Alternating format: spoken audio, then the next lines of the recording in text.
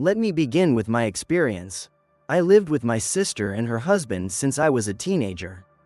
When I started high school, I had to begin using public transportation because my school was far from home. My sister always looked for a route that would let me get there without having to ride the metro.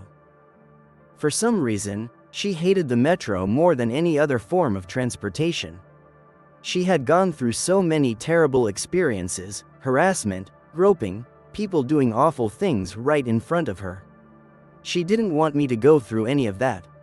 But I still rode the metro whenever I could, and she never noticed. I hid it from her so she wouldn't worry.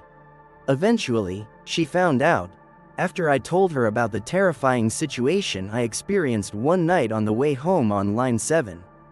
It was a Sunday night, not extremely late, but you could feel the stations getting emptier. Fewer people on the platform, fewer passengers in the cars. I was distracted on my phone when I felt something cold touch my hand. Someone had grabbed and squeezed the hand I was using to steady myself on the rail.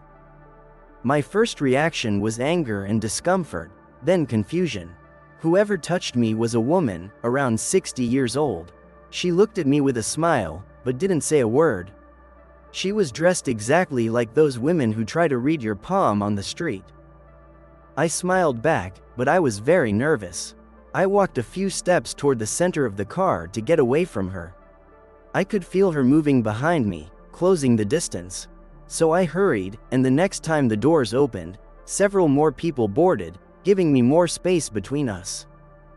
From the corner of my eye, I could see her still watching me, even among the crowd. And I couldn't stop thinking about how cold and bony her hand felt when she held mine. When we reached my station, I got off very stressed, praying she wouldn't follow me. I hurried out with the others. A few meters beyond the exit, I turned around to make sure she wasn't coming. For a moment, I didn't see her, and I calmed down.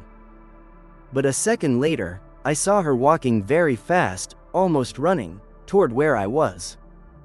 I started running too. At the turnstiles, I hesitated about telling the security guard or the police officer there.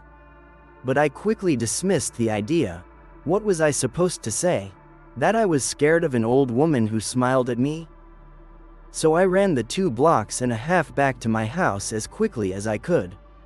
The nerves were already bad, but what made it worse was how empty and dark the street was.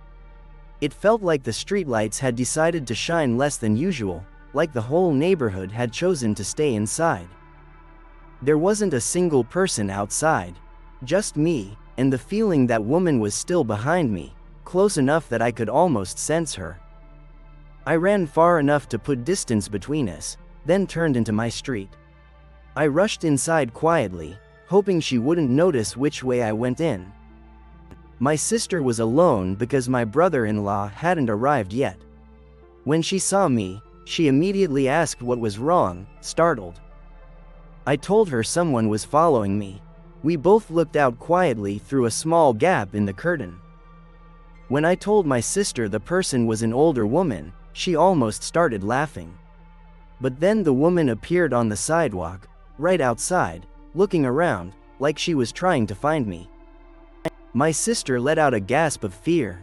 There was something genuinely unsettling about that woman, and my sister noticed it too. We watched as she crossed the street. Then she kept walking while staring toward the house across from ours, continuing forward like that. My brother-in-law arrived about half an hour later. We went outside to tell him what happened. He walked around the block, but he didn't see anything strange. Even so, they both believed it was some unbalanced person with mental health problems. But deep down, I felt like something about that woman was far too strange, far too wrong.